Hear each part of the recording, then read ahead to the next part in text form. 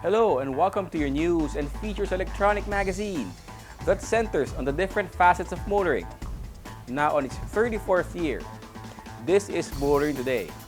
I'm Ray Louie Gamboa. And I'm Susie Gamboa. Here are this week's features to watch out for.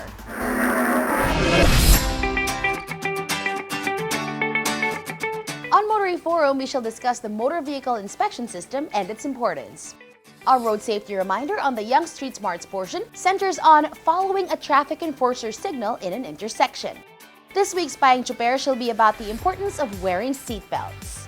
The public service segment centers on the LTO's reaction on motorist sentiments on the mandatory use of child car seats. Showcase this week shall have the subcompact sedan from Honda, the City 1.5 RS CVT. While for race weekend, we'll look back on the second round of the 2020 Philippine Autocross Championship Series.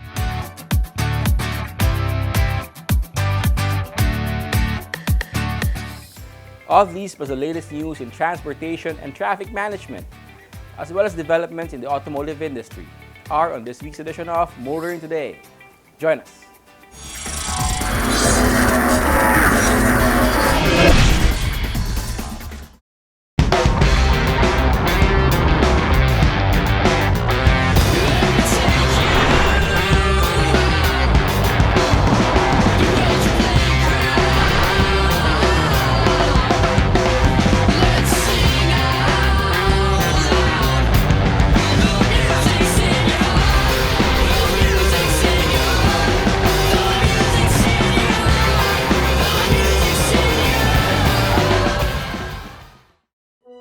I think my dad is secretly a superhero. He's the coolest, smartest, strongest person alive.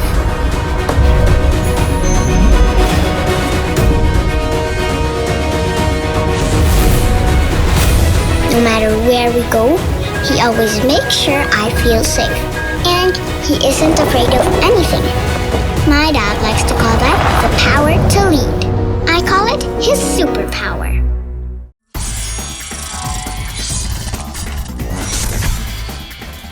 Welcome back to Motoring Today. Here now are the latest news and developments in the country's transportation and traffic management.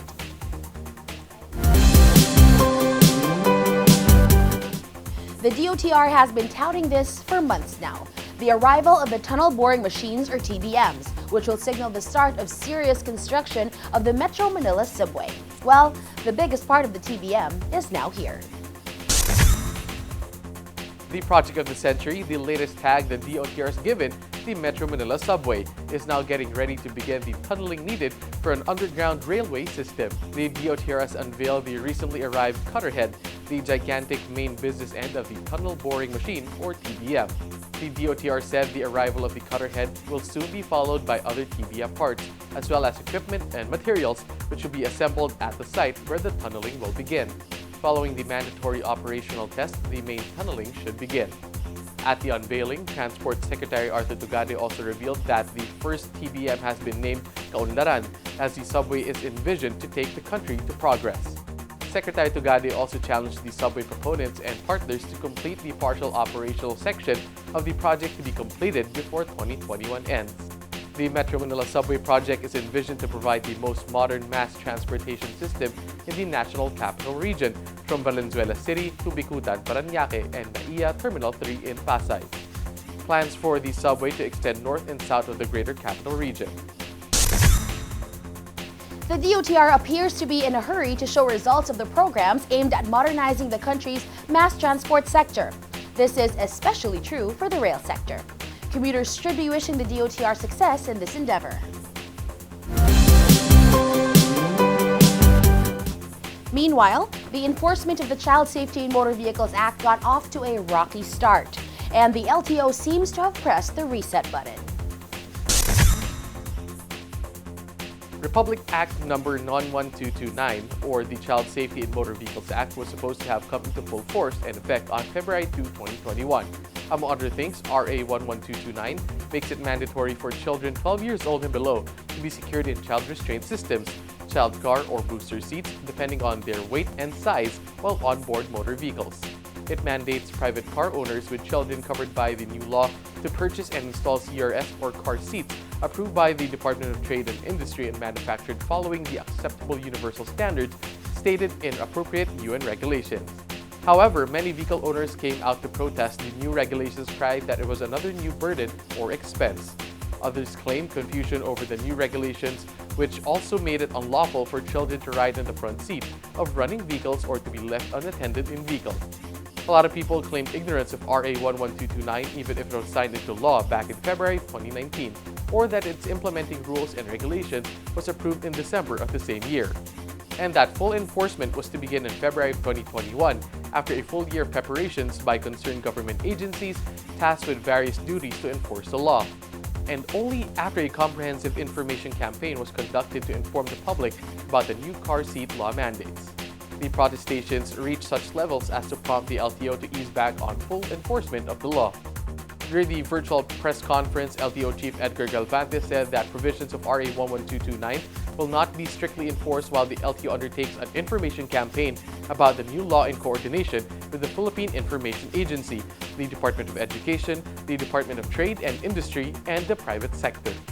ASEC Galvante also called for the cooperation from the public in helping the LTO implement the law, as it involves the safety of children who are passengers of private vehicles. Perhaps the information campaign the LTO will undertake will focus on the safety aspects of the law and not on the penalties for violations. And that DTI and LTO will also concentrate on clarifying the kinds or types of child restraint systems available and their proper use. Incentives for compliance should also be welcomed. Continuing, another initiative with positive intentions but getting negative reviews or reactions is the motor vehicle inspection system that authorities outsourced to the private sector for implementation. The operation of private motor vehicle inspection centers, or PMVICS, has been getting bad or negative notices lately in both social and mainstream media. This has forced the LTO and the DOTR to again come out in defense of the necessity and legal basis of the Motor Vehicle Inspection System, or MVIS, that it has outsourced to PMVICS.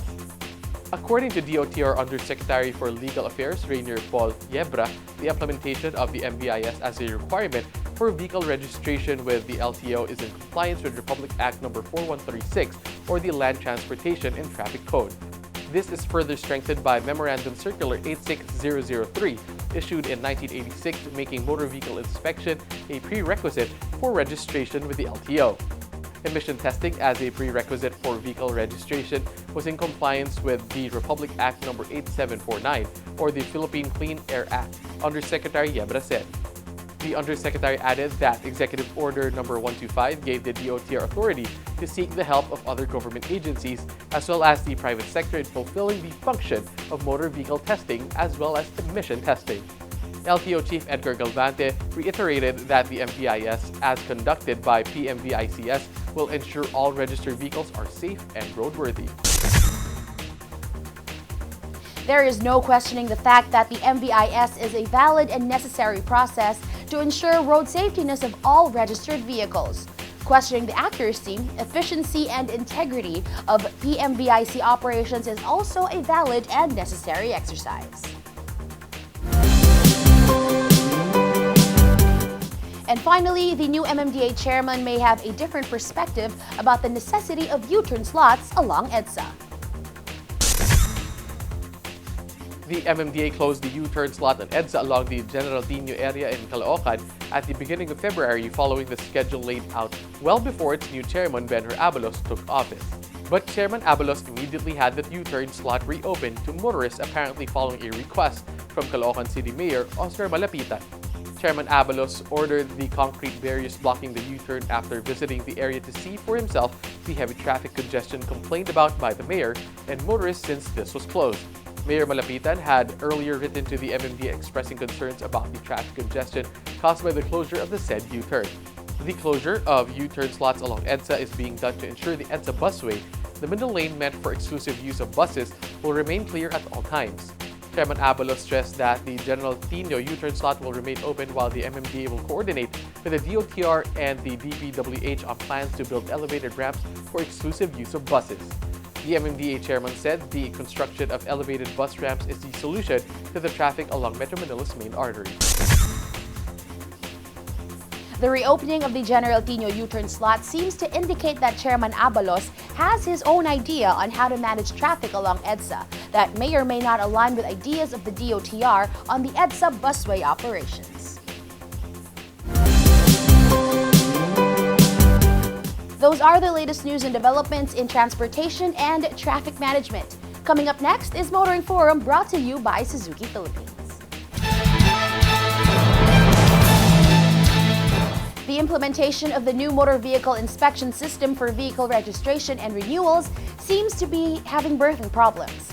This edition of Motoring Forum discusses the issues that cropped up as motorists begin to deal with a new process aimed at ensuring roadworthiness of vehicles on the streets. It's been a long time coming, but finally Motor Vehicle Inspection Centers, or MVICs, are certifying the roadworthiness of motor vehicles and their passing of emission standards before registration with the LTO. The establishment of MVICs, or Motor Vehicle Inspection Stations as they were called then, has been talked about since the 1980s. In the 1990s, looking to implement various laws aimed at making motoring and roads safer, the LTO set up 4 MVICs donated by the Japan International Cooperation Agency in Metro Manila as part of the plan to set up more nationwide. The MVICs were supposed to just test taxis. But mainly because of the lack of funding, the project never took off, and the MVICs rotted away beyond repair. That plans for their rehabilitation in the 2000s failed to get off the ground.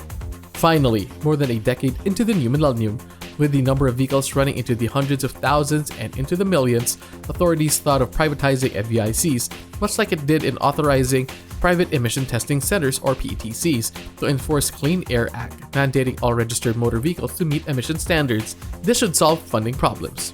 Hindi po ito bago, but nung nanungkulan po yung bagong administrasyon, nakita yung pagkukulang nito, kaya pinilit kong binuhay o buhayin para magamit ito fully. Just too bad that at that time, wala po talaga kaming makitang pondong magagamit. Kaya isa pong napag-isipan is that may isang presentasyon po ang private and public partnership kung saan ipinanukala nila na meron namang kakayahan ng pribadong sektor na sila ang mag-finance sa pagpuputap nito. Na in-entertain naman po ito at pinag-aralan, at nung makitang posible po ito, isinagawa po yung programa na para mabigyan ng pagkakataon yung private sector makilahok at magbigay ng serbisyong pwede naman nilang i-participate para matiyak po natin na yung mga sasakyang gagamitin talaga is that roadworthy, no?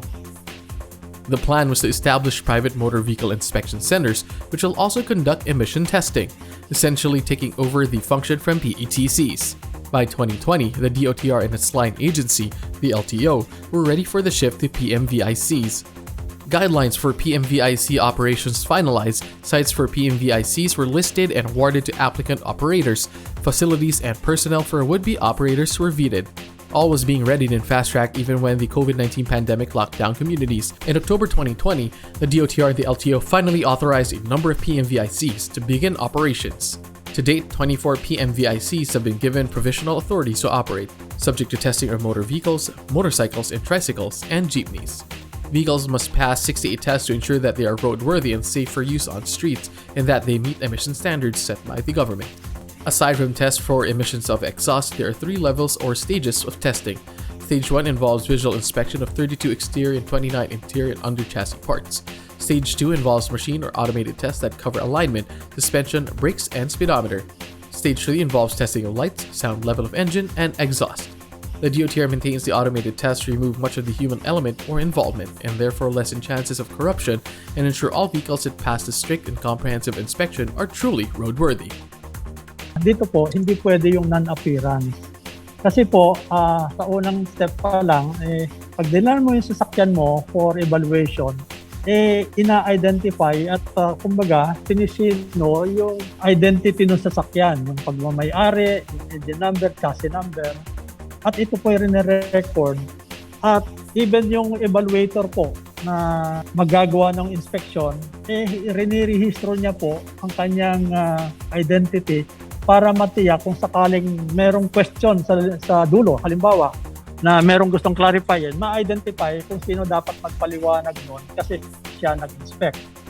Ang mga readings po, ginagawa ng mga metro, mga gauges na nakapaloob dun sa buong equipment. Hindi po ito natitinker ng mga evaluators, mga inspectors, kaya po yung marireflect at the end of the inspection, marireflect na sa report yung mga readings po ng gauges, mga readings ng metro.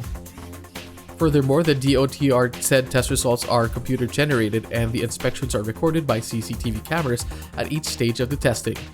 All automated or machine testing equipment are directly linked to the information technology system of the LTO. In the recent weeks, complaints about test results at certain PMVICs surfaced on social media. Some come from owners of latest model cars failing brake or other mechanical tests, even after having brought them to the CASA for preventive maintenance servicing. These reports spawned comments, memes, and posts alluding to PMVIC anomalies, especially when contrasted against posts of owners of owner-type jeepneys proudly showing passing tests. Others reported damage to all-wheel drive systems while undergoing mechanical tests at some PMVICs. One particular post showed an SUV failing the sound test with these supposed computer-generated results recording totally outlandish decibel levels. In some of the cases, the DOTR or PMVICs concerned took pains to explain the circumstances behind some of the complaints. But always the DOTR remains steadfast in saying that the PMVIC program will continue as it addresses both the objective of reducing road accidents due to ill-maintained and unsafe vehicles, as well as corruption in the process of vehicle registration. Already, the DOTR announced the opening of 209 more sites or locations for PMVICs and that it has begun receiving applications. The DOTR added that it was also seeking government funding for setting up government-owned and operated MVICs. Meanwhile, as there are still a lot of regions and cities without PMVICs, the DOTR and LTO are still allowing the registration of vehicles using certifications from PETCs and LTO inspection. Kung walang MVIC pa, yung dating sistema na report certification ng compliance emission issued by accredited PETC plus the inspection, visual or ocular inspection ng LTO, ang batayan para sa renewal of registration. Meron lang ho tayong tumatakbong 24 na MVIC centers dito sa bansa ngayon. Kung kaya't sa mga areas po na wala pa pong operational na MVIS center, maaari pa rin ho, katulad na nabanggit ni Asek Galbate, maaari po na emission certificates muna ang gamitin para po makapag-rehistro. Ito po ay para tuloy-tuloy po ang ating pag-rehistro at hindi ho makaabala sa ating mga motorista. Vehicle owners will have to realize that the PMVIC is here to stay and all must adapt by ensuring their vehicles are in tip-top shape when renewing registration. Most of the issues brought up against the implementation of the MVIS and the PMVICs themselves boil down to trust, or more accurately, mistrust. Still, many among the more sober observers believe the PMVICs need to be given the benefit of the doubt, as they themselves are just starting in this new endeavor. But others add that the LTO should regulate the PMVICs with a short leash. That's our Motoring Forum this week, courtesy of Suzuki Philippines.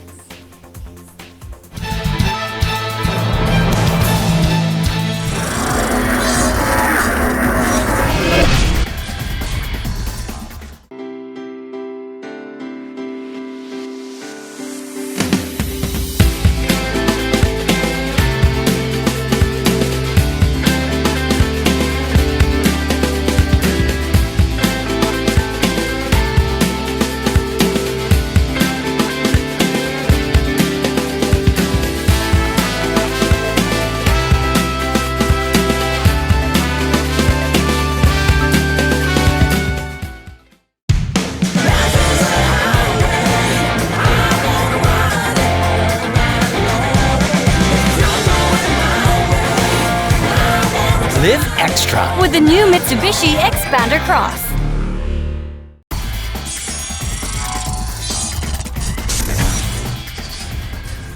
You we're back with us here on Motoring Today. In line with our lifelong commitment to promote road safety, here is this week's road safety tip in cooperation with Toyota Motor Philippines. Traffic enforcers are usually found on busy intersections. Maging ikaw ay pedestrian or driver, always be respectful of them at maghintay ng signal na galing sa kanila.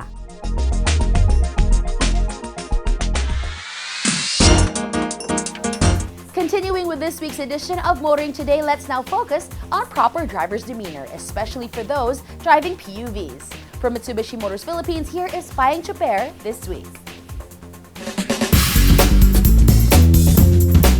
Payong super lang kaibigan, ako si Alejandro Patosa, isang kapwa nyo stuper.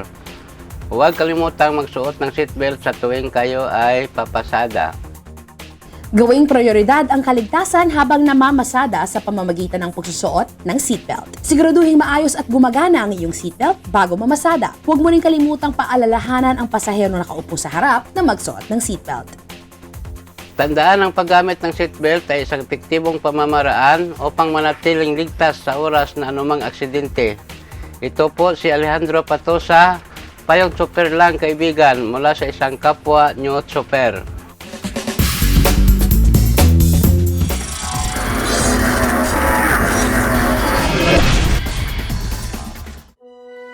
I think my dad is secretly a superhero. He's the coolest, smartest, strongest person alive.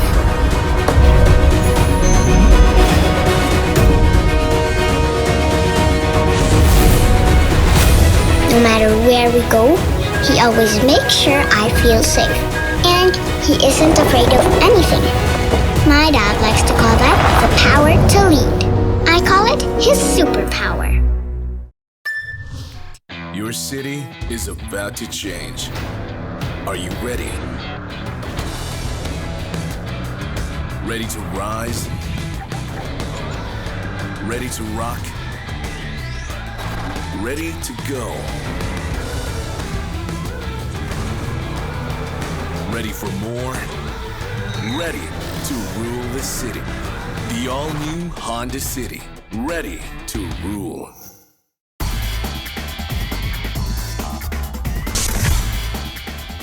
Welcome back to Motoring Today. World of Motorsports is next. We start with the latest news and developments. After a year of no rallycross race due to COVID-19 pandemic, the organizers of the Philippine Rallycross Series held a shakedown race for its regular rally drivers and participants.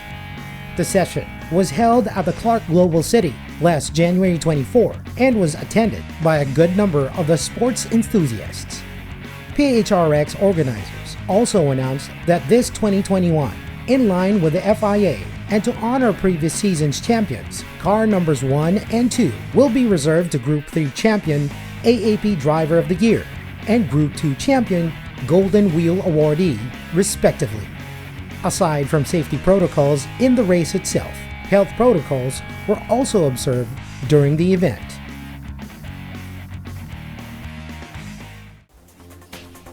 More in the world of motorsports here on Motoring Today, as we now give you Race Weekend.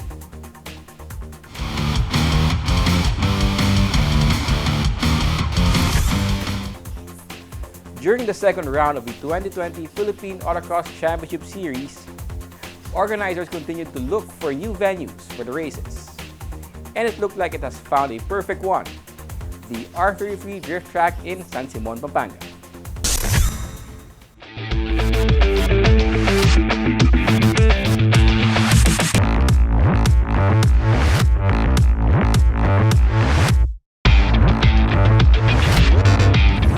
Another day of racing, and this time it's the Philippine Autocross Championship Series here in San Simon, Pampanga.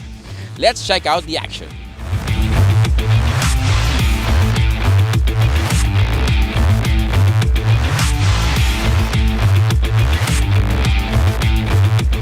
As it did last year, the Philippine Autocross Championship Series organizers continue to look for new venues for the races. And it looks like it has found a perfect one, the R33 Drift Track in San Simon, Pampanga.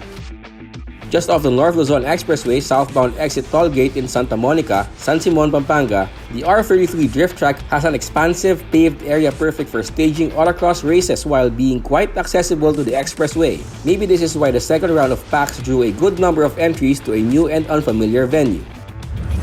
Okay, I'm here with the main man of the Philippine Autocross Championship Series, Mr. Danny Santiago. Hi, Danny. Thank you again for joining us. Good afternoon. Thank you for being here. Okay, Danny, this is a completely new track, bagong-bago. What prompted you guys to have another leg of Philippine Autocross Championship here in San Simon, Pampanga? Yes, because the owner of the property, Sir Raymond Ronquillo, wanted to have this racetrack be known to other racers. So he invited us. Maganda naman yung turnout namin and he's happy about it. And for sure, mauulit kami dito. So, particularly this track, it's more of the high speed talaga, no, compared sa mga usuals natin for the Philippine Autocross Championship Series season, no. Okay, so can you just give us an idea of how many racers joined for this particular leg? Well, we have at least 50 drivers, no? And all kinds of cars. We have the 5-liter Mustang. We have the 4-wheel drive of Danby and lots of Type Rs.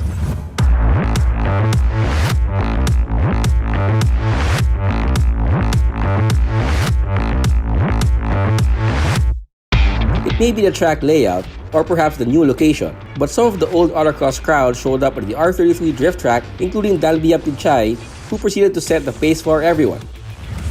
Well, it's been 2 years. Actually, we haven't prepared for this race. We just decided like a day ago to join. But luckily, we're here again. As of now, we're holding the best time. But I think it's all luck because we came here this morning. Our car was problematic, had issues with fueling, and now it seems okay. So it's luck. So how did Danby find the track and being part of autocross again? And will he continue to be part of autocross? Well, it's very nice, no? Because it's actually it's well maintained, clean. The track is clean, very wide. It's good for beginners especially. So I guess this would be the best spot for Philippine autocross and maybe other motorsports. We'll see. Actually, this is just like a therapy for me, this race. And if time gives me the chance, yes, I would continue. Most likely, I'd stay with autocross first, then most likely start rallying this year also. Another of the old autocross crowd who's back is Budi Dabasol, who showed up at the R33 drift track as part of Team Smart Fuel's 2 race, the same team where autocross regular Robert Tan belongs. Good, I have my teammate here, Mr. Rob.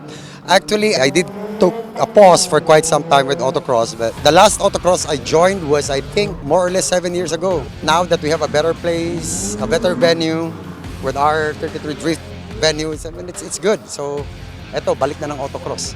Nako, siya idol ko. Well, we're glad that the venue is close to our home base. Our home base is in Clark. That's why we're here with our team, full support.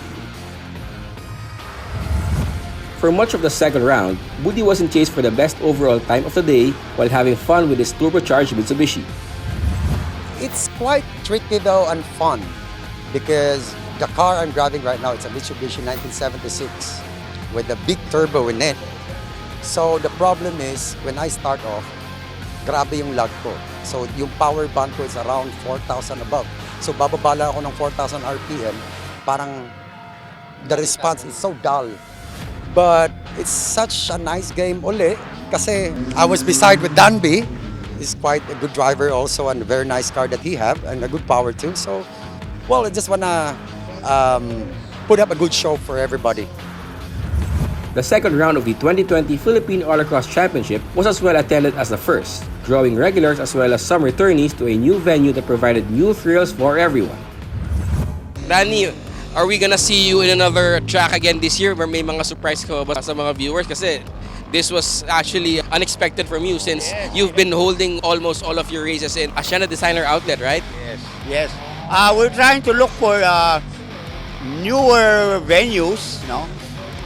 This may be a little farther than the others, pero it's worth it naman.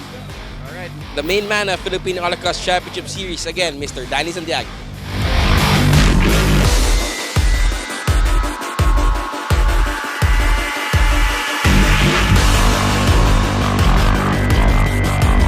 Another race slate for the Philippine Autocross Championship Series here in San Simon, Pampanga.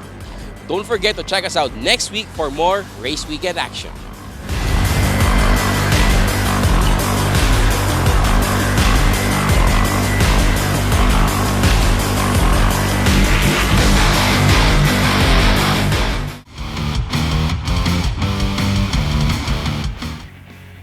The second round of the 2020 Philippine Autocross Championship Series was as well attended as the first, drawing regulars as well as some returnees to a new venue that provided new thrills for everyone. Hoping we'll see more of this year.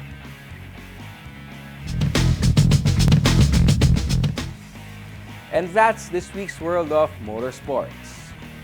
Motoring Today continues right after this break.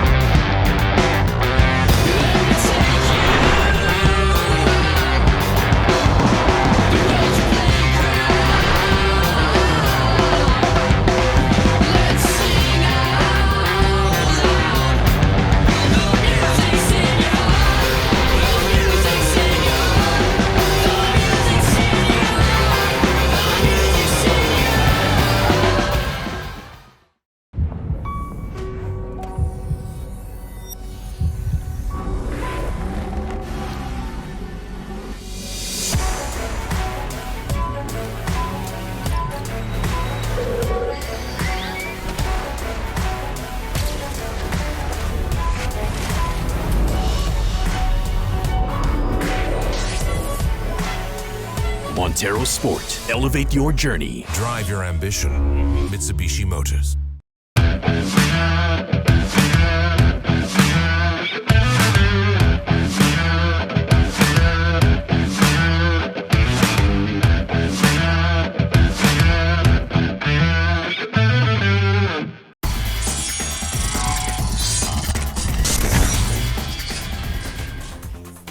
Welcome back to Motoring Today.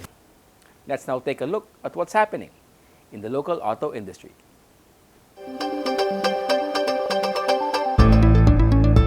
Maxus Philippines has added a fifth member to its local lineup, the D60 Compact SUV. The Maxus D60 arrives looking to challenge rivals for the title of best-looking compact SUV in the crowded local market with styling based on the Maxus Tarantula concept. It comes in two variants, the 5-seater 1.5T Pro and the 7-seater 1.5T Elite. Both are powered by a 1.5-liter turbocharged gasoline engine coupled to a 7-speed dual-clutch automatic transmission and generating 169 PS and 250 Nm of torque. Maxus Philippines packed the D60 it brought into the country with a host of active and passive systems that include electronic stabilization program, electronic parking brake with auto hold, cruise control, front dual and side airbags, air reverse camera, a tire pressure monitoring system, rear parking distance control, with the Elite getting a front park distance control for good measure. Both offer much of the latest comfort, convenience, and power features expected to be competitive in class, with the Elite getting the added entry and push start, leather seats, and power folding side mirrors.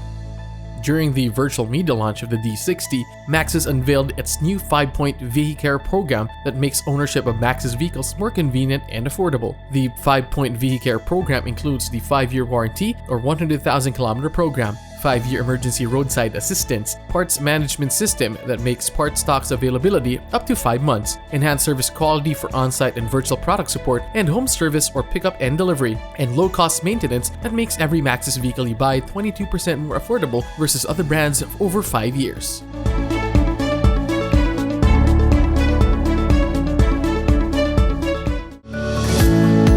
A study commissioned by Nissan reveals that Filipinos in other Southeast Asia countries are highly enthusiastic about owning an electric vehicle.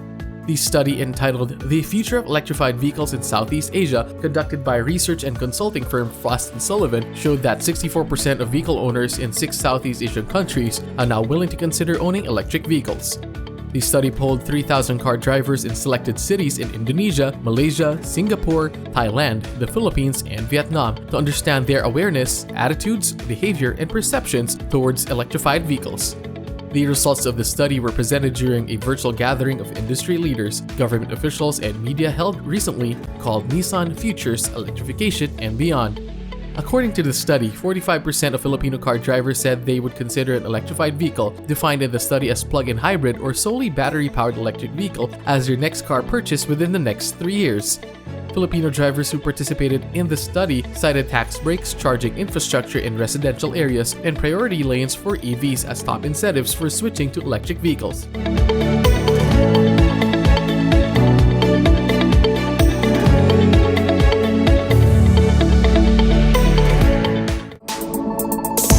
Isuzu vehicle owners in Bacoor, Cavite will soon have a nearby dealership and service center to cater to their needs.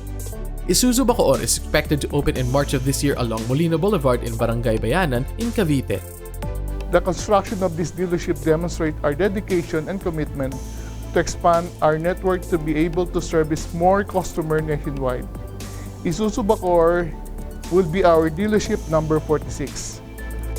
The latest in Isuzu Philippines' network of dealerships will showcase Isuzu's latest iOS showroom design with a spacious showroom that can accommodate 2 light commercial vehicles and 2 commercial vehicles. This will have the latest standards of Isuzu in terms of service, showroom, and parts. The dealership will have a service shop that can cater to vehicles from the smallest Isuzus to big tractor head trucks. Isuzu Philippines and the Isuzu Automotive Dealership Inc. or IADI recently signed the contract for the soon-to-open Isuzu Bacoor dealership in a simple ceremony held at the Isuzu headquarters in Binyan, Laguna. IADI is also planning to open a second dealership in Cavite before the end of the year as part of a 2-pronged strategy to capture one of the fastest-growing markets in the region. Isuzu Bacoor will serve customers in the northern part of Cavite, while the planned second dealership in Dasmariñas will cater to southern municipalities.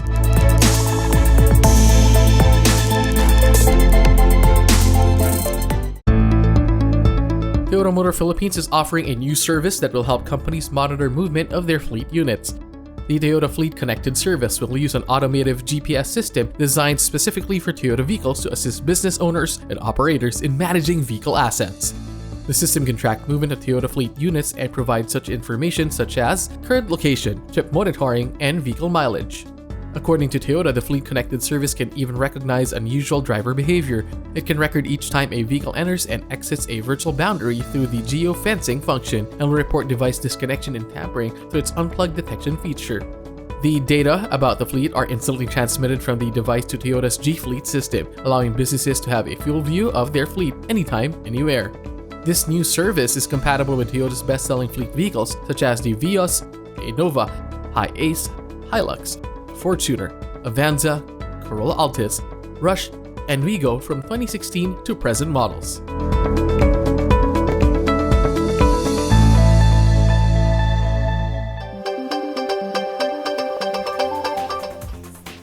Motoring Today now brings you our Car of the Week on Showcase, courtesy of Prudential Guarantee. It's been more than 20 years since the first launch of the City, a subcompact sedan which was introduced in the country as the affordable entry-level Honda. This edition of Showcase takes a look at the top-of-the-line variant of the latest iteration of the City.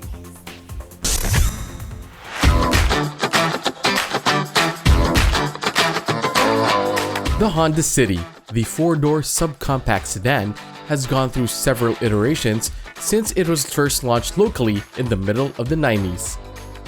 Back then, it was a Spartan subcompact sedan whose main selling point was that it was the affordable Honda, the next best thing if you can't afford the Civic. Today, one can hardly describe the City as Spartan, but it can be described as a mature sedan with sporty inclinations, especially the variant with the RS for Rally Sport tag. The Honda City 1.5 RS CVT at 4,553mm long, 1,748mm wide, and 1,467mm tall, presents a sleek and sporty silhouette on the road. The sporty aspect is enhanced by the RS designed front and rear bumper. the high-gloss black grille with RS emblem, trunk spoiler, shark fin antenna, 16-inch RS design aluminum alloy wheels. The side mirror with integrated turn signals folds and adjusts electronically. It also comes with full LED headlight with auto-off timer, LED fog light with sporty garnish, body color door handles, intermittent front wipers with washer.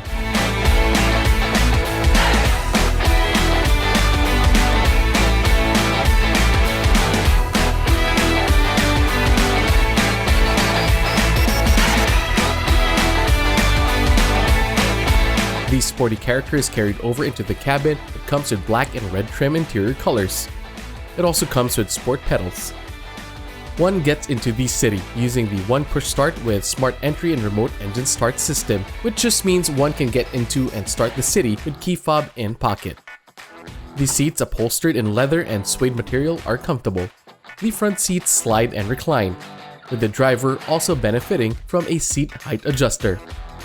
Combined with a 3-spoke leather-wrapped steering wheel that tilts and telescopes, this allows for getting the preferred driver position. The steering wheel also features switches and buttons for cruise control, audio and hands-free telephone with voice recognition, and paddle shifters. The shift knob also comes in leather. Other comfort and convenience features includes power windows, 2 cup holders and 4 bottle holders, and 2 12-volt accessory sockets. The automatic air conditioning system features rotary knobs, digital display, and rear ventilation. This city is not to be left behind in the connectivity race. The top-of-the-line city comes with an infotainment system that features an 8-inch touchscreen with Apple CarPlay and Android Auto, WebLink, Bluetooth, 2 USB ports, and plays through 8 speakers.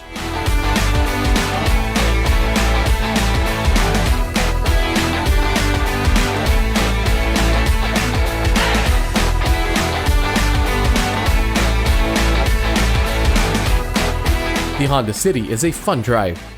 This starts from a 1,498cc rev-happy inline 4-cylinder gasoline engine with double overhead cam, programmed fuel injection, and iVTEC.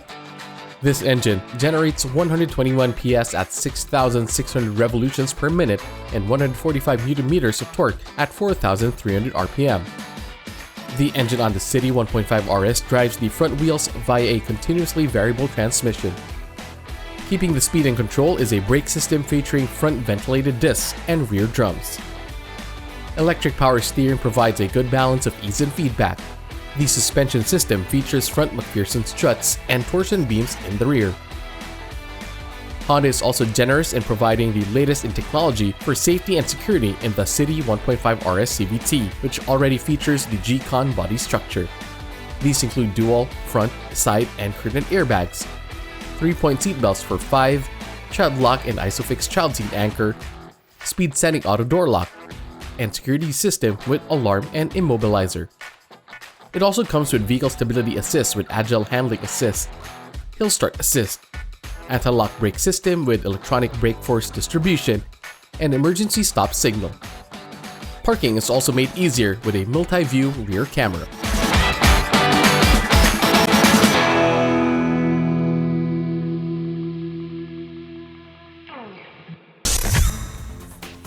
The City has come a long way from being the Spartan and affordable Honda of the 90s. It is still an affordable Honda, but it certainly is not Spartan. That's our featured vehicle on this week's showcase, courtesy of Prudential Guarantee. Drive worry-free with Prudential Guarantee's auto insurance program with a free 24-hour nationwide roadside assistance included with your comprehensive auto insurance. Rest assured, we'll take care of you and your car wherever you are. Prudential Guarantee's auto insurance program, 100% worry-free driving.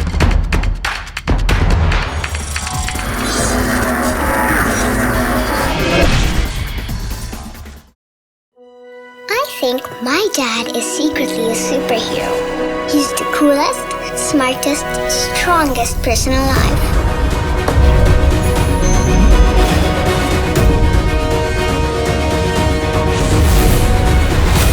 No matter where we go, he always makes sure I feel safe. And he isn't afraid of anything. My dad likes to call that the power to lead. I call it his superpower.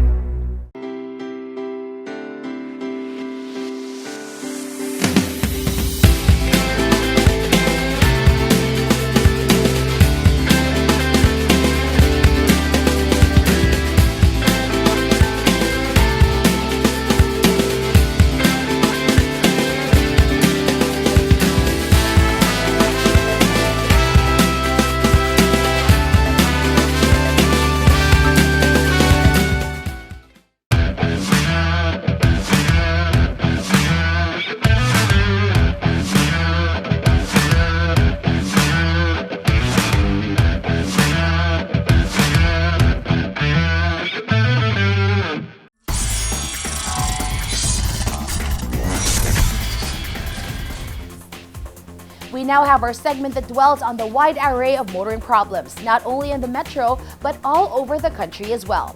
This is where we present problems referred to us or we ourselves see and hope to fully find solutions for. Here's our public service segment brought to you by Honda Cars Philippines.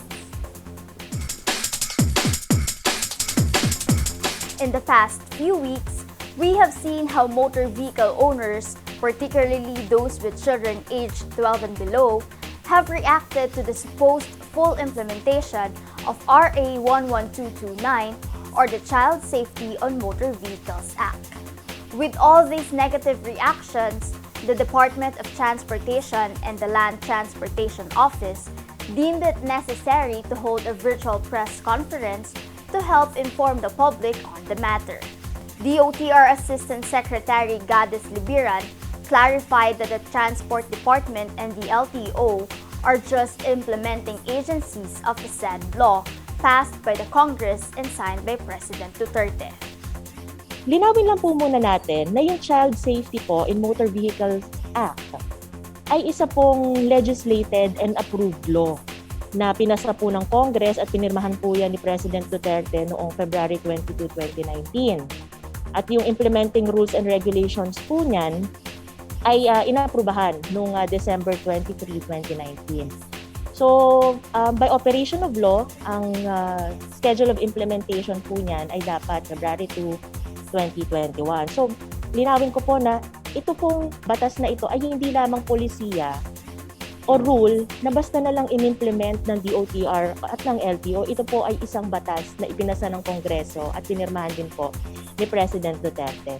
So ito pong RA 11229 kasi ang dami pong mga nagsasabi o tumutuligsa sa social media na sinasabi na saan nakuha ng DOTR o ng LTO yung height o yung specifications o yung age ng mga bata na mako-cover under the law.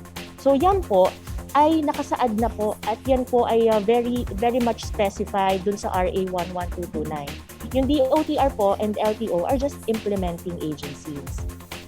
The DOTR Assistant Secretary also said that the drafting of the laws implementing rules and regulations underwent a series of public consultation and the IRR itself is a product of multi-sectoral collaboration. She also stressed the primary intention of the law and even cited a study released by the World Health Organization.